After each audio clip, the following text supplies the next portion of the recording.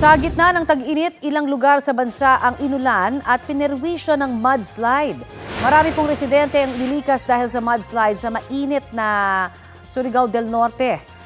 Sa inisyal po na report, bumigay umano ang tailings shortage facility ng isang minahan kaya nauwi sa sakuna.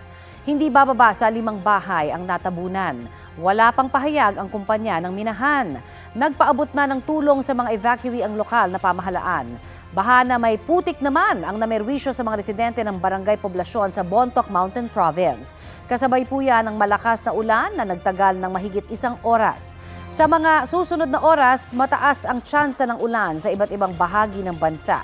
Posible po ang heavy to intense rain sa ilang lugar na maaaring magdulot ng baha o landslide. Uulanin din po ang Metro Manila base sa rainfall forecast ng Metro Weather.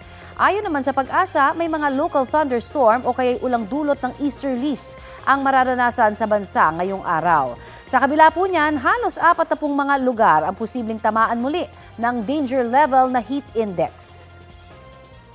Kapuso, para sa mga maiinit na balita, mag-subscribe sa GMA Integrated News sa YouTube. Sa mga kapuso naman abroad, subaybayan nyo kami sa GMA Pinoy TV at sa www.gmanews.tv.